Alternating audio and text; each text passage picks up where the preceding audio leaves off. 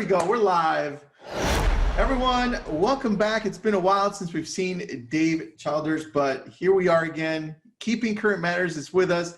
Kathrin Rein is my co-host today from Miami. Everyone. Thanks for being on. And David, buddy, thanks for being on, buddy. Thank you. Tell us, what should we expect today? Well, gosh, we can talk about a lot of things. The market overall, what's happening there. Got a little bit of information on forbearance. We can talk affordability, really something that's the shining star in the market right now. And some good information from builders coming out. So I don't know if we can get to all of that in half an hour, but tell me where you want to start and what's on your mind. And Kathrin, I'm excited to hear from you as well. And we'll just have a conversation and look at some slides like we always do and go that way. Kathrin, where should we start? I think we should look at the markets. You going to start there? Perfect. Yeah. Well, let's hop in. I'll share some slides and we'll just get going here. So, I love it. Like we always talk about, we want to kind of say, okay, where are we right now? And I brought this slide here. It's showing time. Certainly there's been, I was watching a lot of the conversation this past week with showing time being down, but we look at that for showings, whether virtually or in person.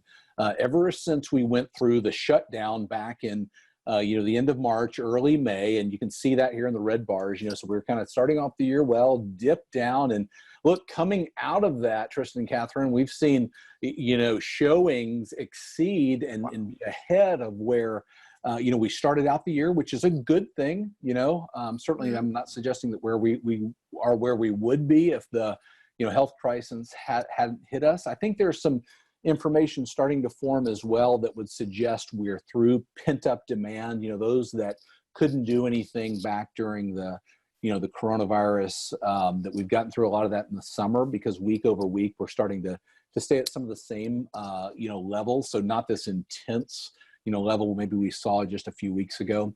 And in future ones, as our team gets more of that data, I'm happy to bring those slides there. Interestingly, we've come through 14 straight weeks of year-over-year increases relative to purchase applications. So we know, folks schedule time to go see a property and they're putting an application on it, an application for financing, and certainly those as leading indicators are great things that we want to see. Again, some of the data then week over week now suggest again that we're through some of the pent-up demand that we saw over the summer and starting to level out into what's going to be the fall right now. That's crazy, right, Kathrin? Yeah, I especially see the second week of July. Why do you think it went up, especially in that week, so dramatically? Sure. It's a great question. Great question. So, I think this year it's an understatement of the year to say it's been unique, and so we went through July 4th.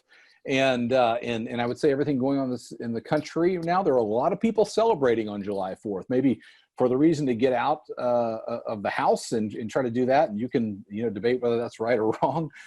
People celebrating the holiday, people celebrating saying, I don't want to celebrate the holiday, but let's remind ourselves that a lot of people had that opportunity to say, okay, I'm going to finally do something now. And we really saw a dip down that week, and we saw everybody who didn't do something that week come in the next week.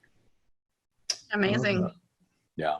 The American dream is alive. Absolutely. And I think that underscores a lot of what's been going on in the market right now. And I presented a couple weeks ago on a webinar where we talked about in no time, certainly in my lifetime, I'd be interested in either of yours, where in such a short period of time, home ownership has become so important to people.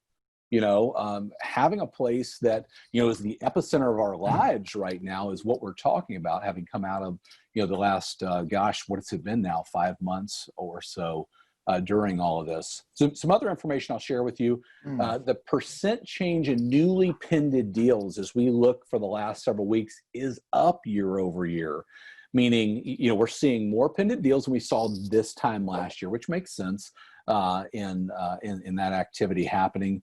We've been following something here for the last several weeks. NAR released a housing market recovery index, and this really takes 4 components in the market of demand, supply, price, time on market, and bases that back to February 1st as a if you call the even point there of 100 as the baseline, and we know right before we started to dip off in March, we we're at 106.5, you can see on the left, and right now we're at 104.8, almost back to where we were from an activity standpoint. Wow. When all of this happened. So very, very interesting as we see the market recovering very well, certainly in our business.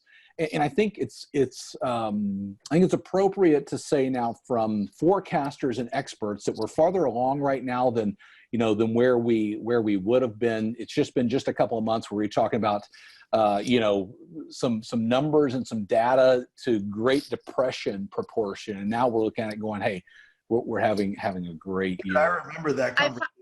Yes. I find it very interesting that we are where we are right now. I mean, who would have thought that in March, right?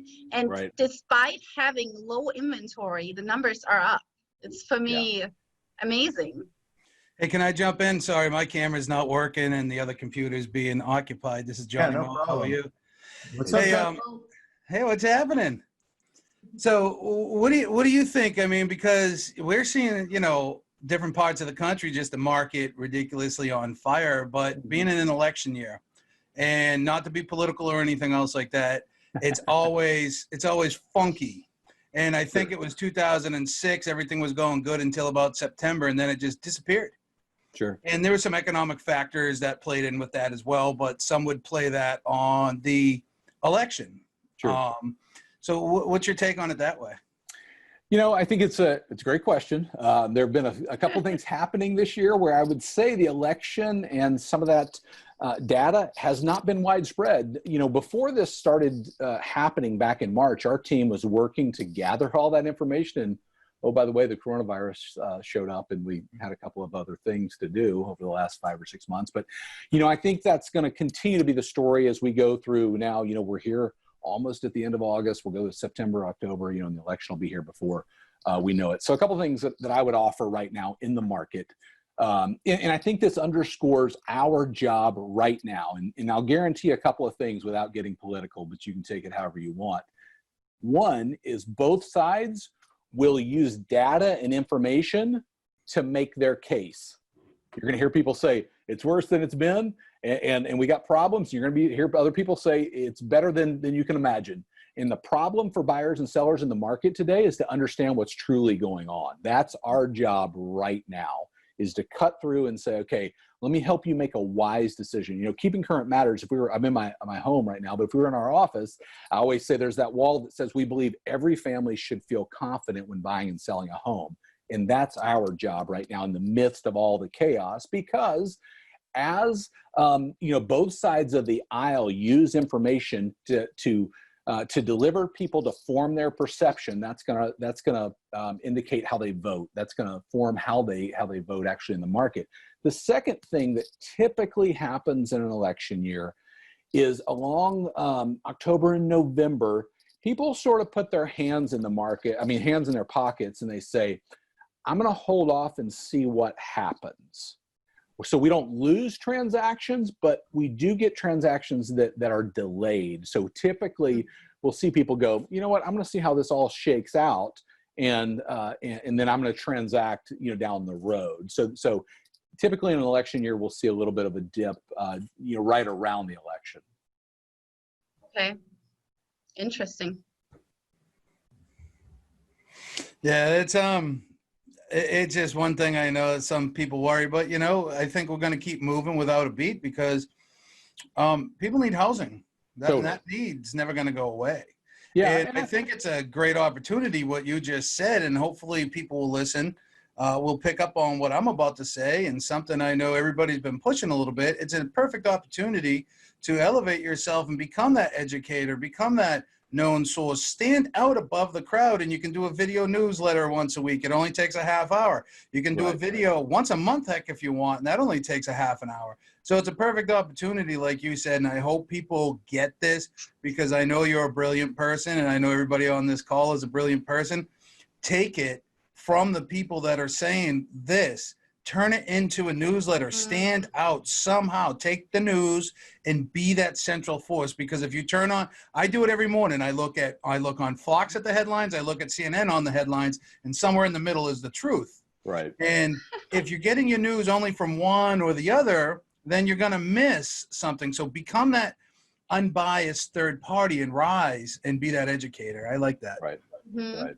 Yeah, the one thing that I've learned from you now, David, is that we've had right around Independence Day a lot of people putting in new applications, and it really looks that Americans are very emotional about home ownership. Sure. And they feel in times of crisis they need a place that is their own, where they can, you know, put their beds and where they can put their family instead of renting. And I think that also shows us that we need to really play to the emotions of the buyers if we want to have more volume in buyers, and do the videos and play towards home ownership and how amazing it can be to own a home versus renting. And I think that's a really good statistic. I wasn't aware of that, and it's great to see that. I'm definitely going to use that in my videos. Yeah, yeah. I think that, again, home is where you know, everything in our lives is happening right now. You know what I mean? And I don't have all the data. I certainly can bring it back. You know, NAR's released several studies showing that 2/3 of buyers right now are buying with the intent to have a place to work from home. Maybe they're not going to work from home, you know, for the rest of their lives, but they're kind of going, if this happens again, I need a spot, you know, to be able to work from. And so I think so you would think instead of them wanting to buy a 3-bedroom, they now are thinking of a 4-bedroom. So they're buying the more expensive home, thinking ahead. I think you're going to see it come out in a lot of ways. One is that is obviously extra space that you can leverage for, you know, let's face it, schooling today, you know, an office, whatever the case may be, a gym. And I think you're also seeing a lot of things, a lot of folks go to builders as well, where they have the opportunity to go out and build what they want or create the home, you know, design the home they want. So you see it come out in a couple of different ways. You know, it's interesting, something I noticed, I won't mention any names, but I talked to lots of people. And let's take Silicon Valley, for instance. You know, you got the big companies out there saying, hey, you can't come to work from home. Right. And what some of these people are realizing, and companies too, and this is the scary part on the commercial side, we don't need the big expensive office on Fifth Avenue. We don't need the big expensive office in Silicon Valley. So a lot of these people are going to wherever they're buying second homes in, say, Tahoe, because it's relatively drivable from the Silicon Valley, or in the mountains or Idaho or something else like that. They're able to complete their job. Do you see any trends like that out of the big cities? New York seems to be, you know, I hear people, they're leaving there by the droves, but that's a beast within its own.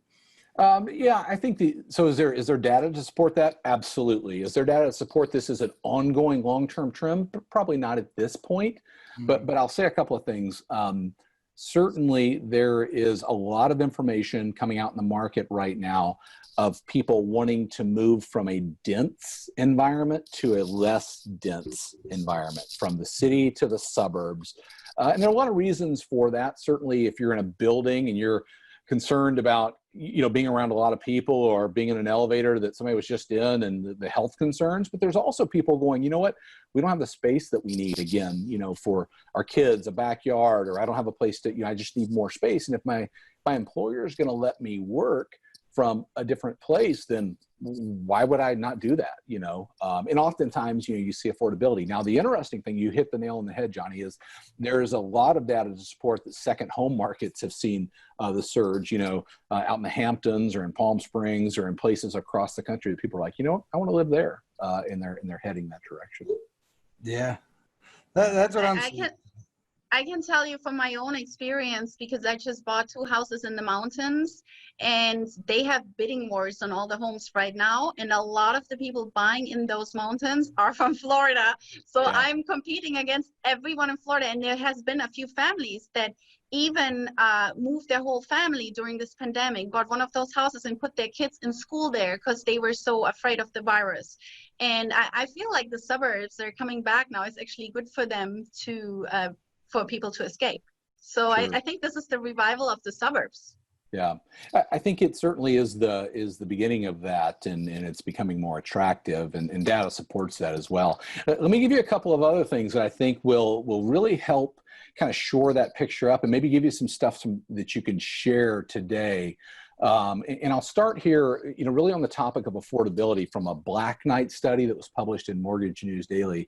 It says those shopping for a home can afford 10% more home than they could have 1 year ago, while keeping their monthly payments unchanged. This translates into nearly $32,000 in more buying power. And so as we look at the low, while prices continue to increase, low, and I would call them white hot mortgage rates continue to drive affordability, literally where somebody can afford $32,000 more of a home, which it's amazing, right? I mean, that is the one thing that you're not going to get out of renting, is the benefit of a refinance, or the benefit of, so many things that homeownership brings. But right now, in a lot of places, it's cheaper to buy a home if you can find one than it is renting. And that is a very, very good thing. NAR came out, Lawrence Yun came out and said housing prices have consistently moved higher. When the favorable mortgage rates are factored in, overall home purchase was more affordable in the 2020's second quarter as compared to 1 year ago. And again, kind of doubling down on that, what our team did is we went out and looked across the country by state to say, when was the last time that housing was this affordable? And again, this comes out of a Black Knight study, and housing affordability is a factor of wages as committed to, a mortgage payment. And you can see all over the country. I'm in Virginia. I'm in Richmond, Virginia. The last time housing was this affordable was in 2013. And you can see all over the place. The Maryland's crazy. Light blue is 2015 to 2018. It's amazing when you look at it. Yeah, those green places are crazy. Yeah. So That's affordability right now is the message that, I think we need to get out in the market and help people see, although home prices are rising, and they have been rising throughout the summer, the low mortgage rates that people have access to today are making homes actually more affordable right now. I love these stats that you show. Yeah, no, I'm always glad to bring them, and excited that when I get a chance to spend time with you guys. But I'll kind of wrap up that piece on affordability with this quote here from Realtor.com. It says, with supply and demand moving in opposite directions, we've talked about that a lot, and you referenced it just a minute ago, sellers are clearly gaining the upper hand in the market as buyer competition builds up and price gains momentum going into the fall. So, sellers, we know, have the upper hand right now. Prices are gaining momentum. We've talked a lot about pricing kind of going into the next year, the Keeping Current Matters. And even today, if you're not following the KCM blog, I would encourage you to go register. It doesn't cost you anything. You can sign up, get the blog in your mailbox every morning. The blog today was on why people are moving, on this topic of, you can do it affordably now. You need a place for a home office. You need a place for a gym. You need a place for, outdoor space, whatever it is. Some of the themes right now that data is supporting what's going on, out in the market. Dude, how does forbearance affect what's next? Because you and I sat here in April, and we had thousands of people watching, and some people were like, oh, it's the end of the world. Remember those comments? And we had to defend ourselves all the time. Sure. And I've been now in a couple of those conversations over the last dude, and now that we're right, so first of all, now that we're right, what's next? Now that we have the numbers for forbearance and it's clear. Yeah.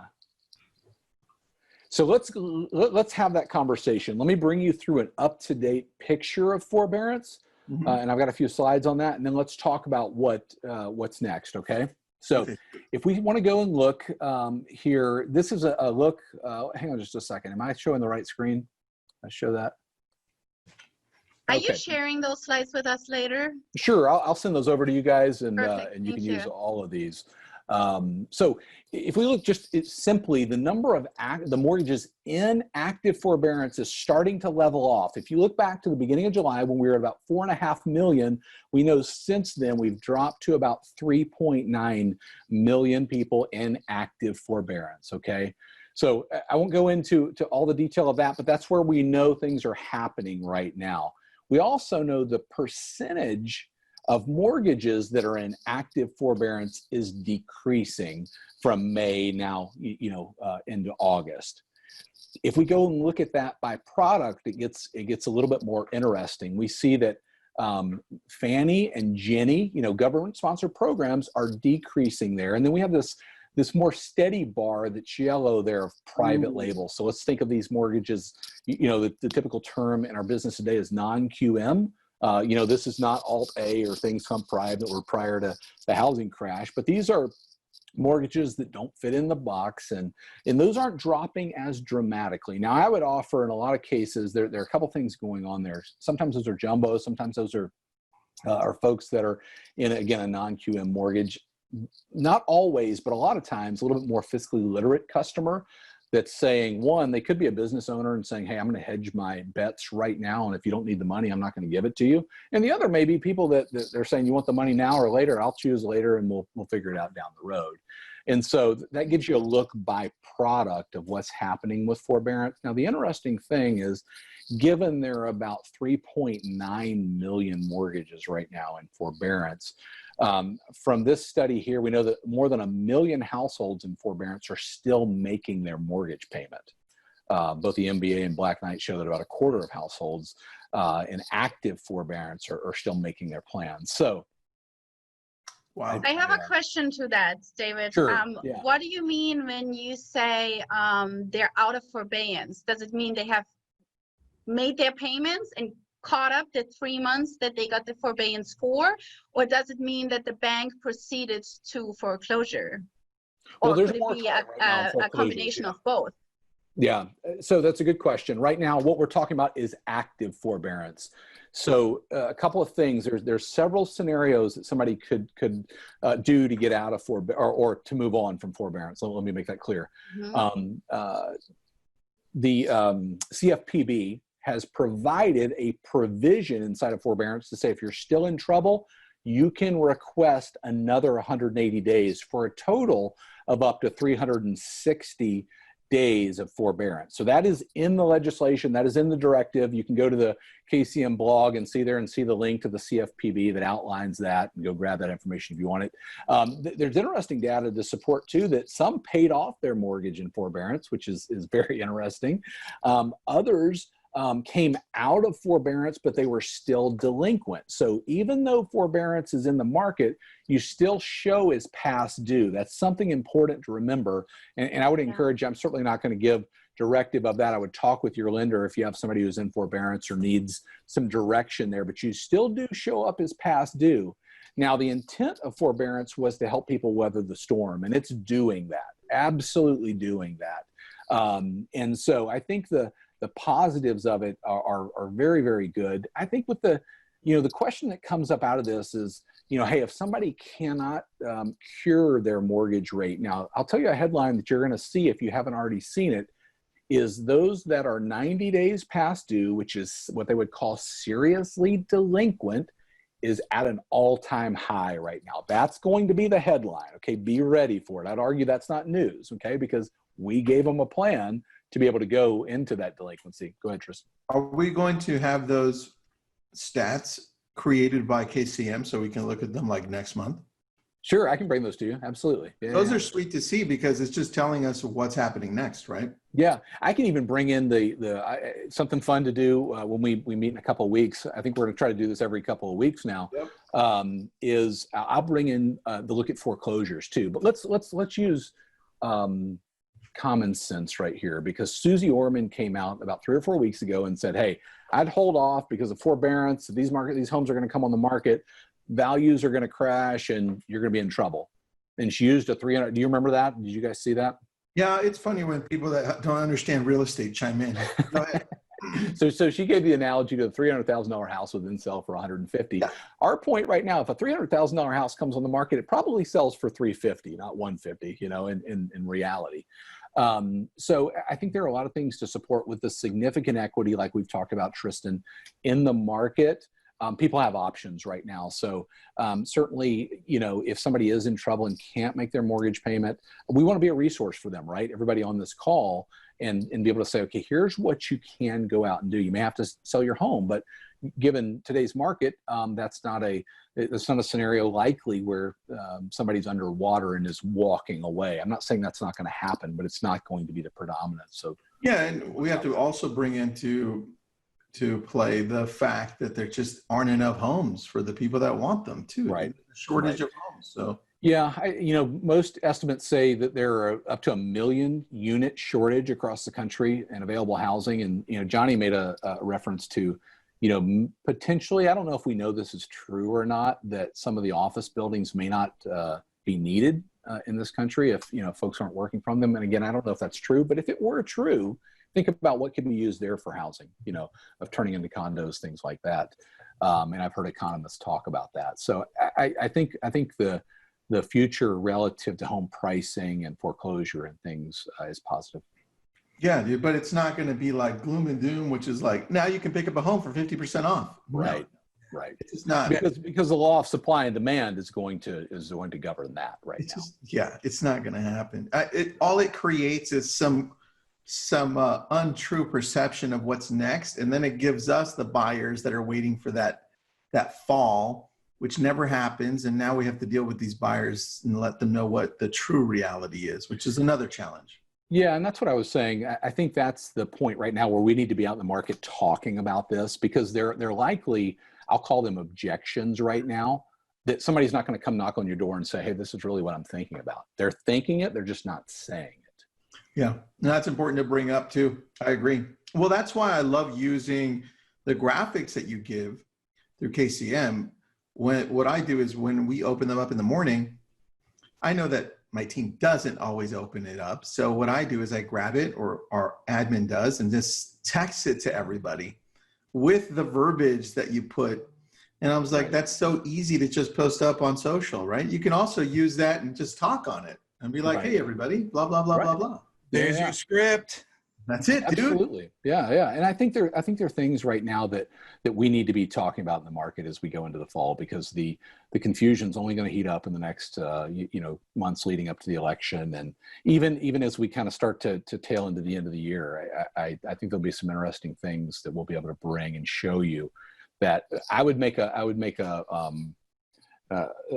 submission right now that how we end up this year and how we work towards the end of the year is going to determine 2021.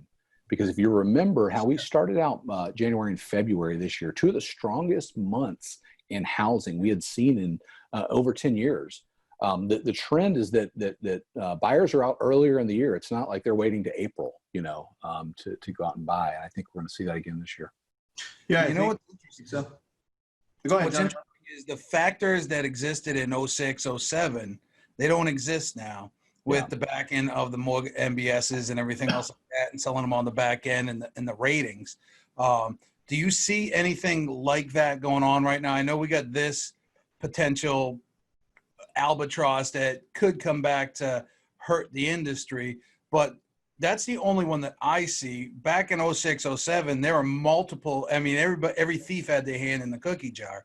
Do you see those same types of things going on right now, or is that still pretty heavily regulated? Relative to loan approvals and the quality of credit?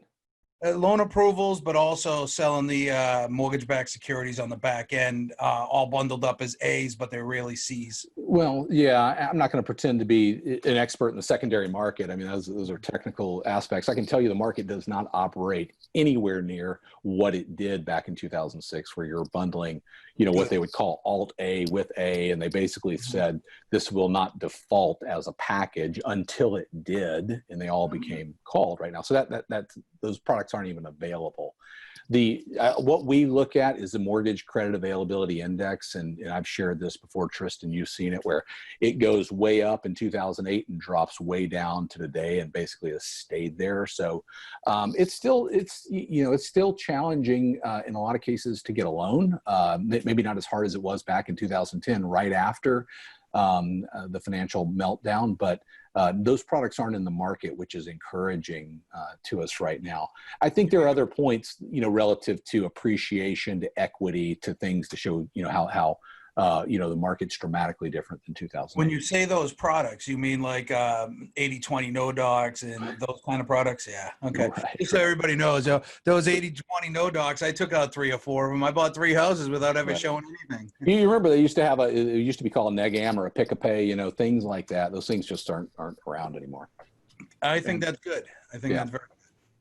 I mean, there are some, just so some people know, but you have to have the amount of assets to back up what you're saying. And if you're doing, like, I'm self-employed, most of us are, there's products out there, but you got to have some skin in the game, right? So there's some products out there, but they're a little bit more protected than just, here, you fogged the mirror, here you go.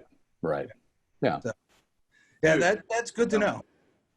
So along those lines, what are we looking at interest rates remaining at? If you could, and it's a tough question to answer, but up or down?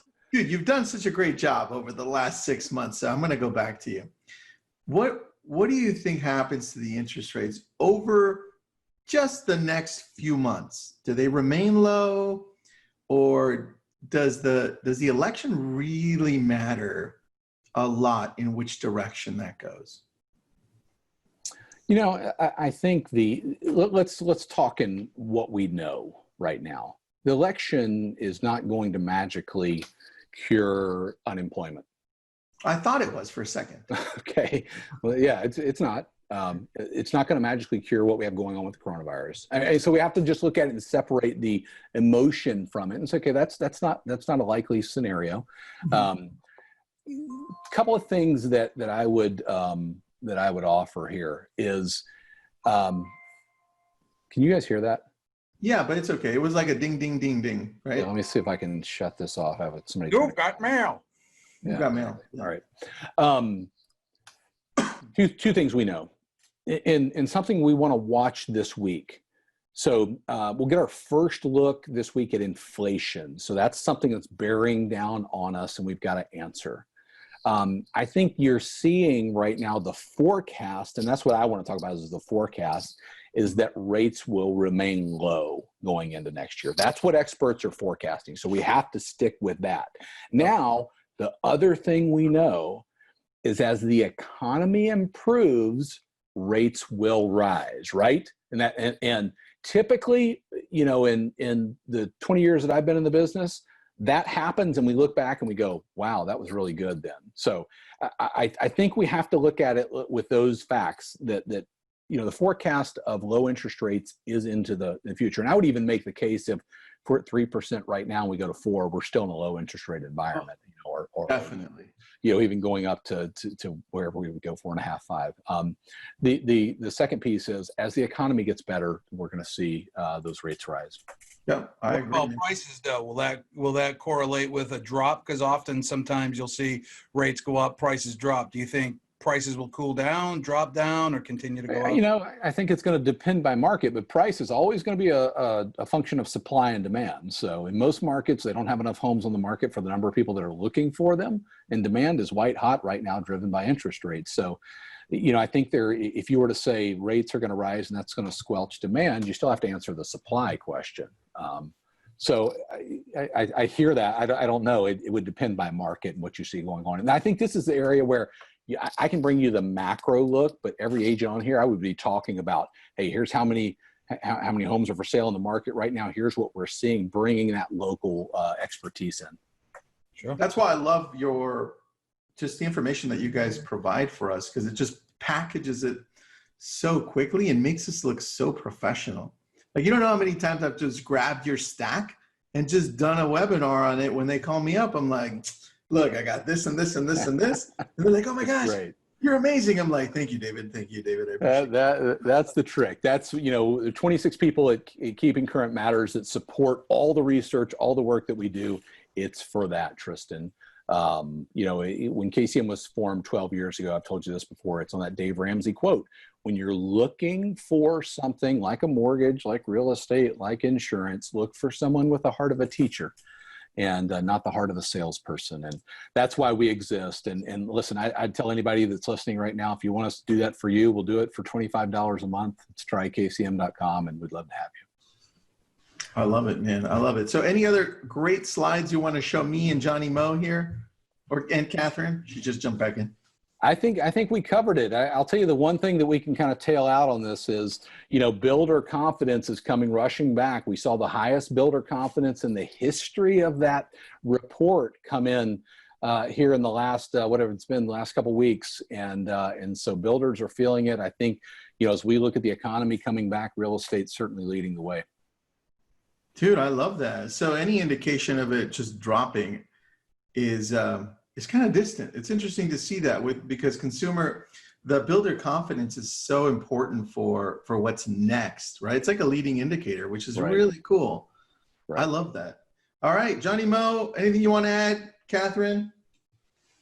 No, I think that's fantastic. I'll just end it with this. My point that I made from the beginning, David just said this is $25 a month. If you really want to be a hero in your area, in your community, spend the $25 a month. When you get the emails, save the emails once a week, look at the best ones, take the pieces out that work for your area and go live, do a video, do something, and you're going to stand out more than anybody. And I can tell you, I have a friend who does video newsletters once a week. He's an older gentleman. He's not a young buck like Tristan or Kathrin.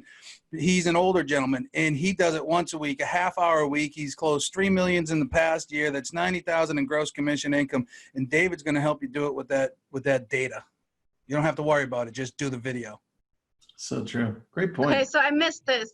It's $25 a month to get your slides, your beautiful slides and market updates. Absolutely. We write a blog on the market every single day. You can go to kcmblog.com and see that there.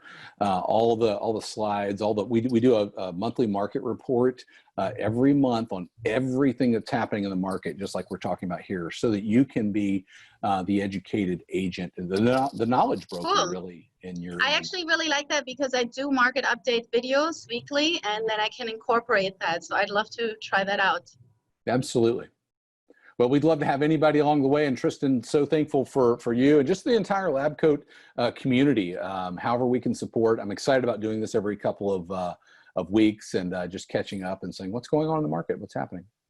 Well, one question for you, Dave, because we have a few people from Canada that tune in all the time. Yeah. One of them's asking, is KCM going to start giving Canadian content as well? Yeah, we don't have plans to right now. We get that question often, but we don't have plans right now. Just end everything with A. What's that? Just end everything with A. Yeah, if only it were that easy. I love it. All right, thank you so much, David. We'll see you in 2 weeks. Kathrin, thank you so much. Johnny Mo, you shocked me when you jumped in because I didn't see your face, but thanks for joining as well. Oh, thank you. Thanks, everybody. Thanks, David. Have a great day, guys. Thank you. Bye-bye.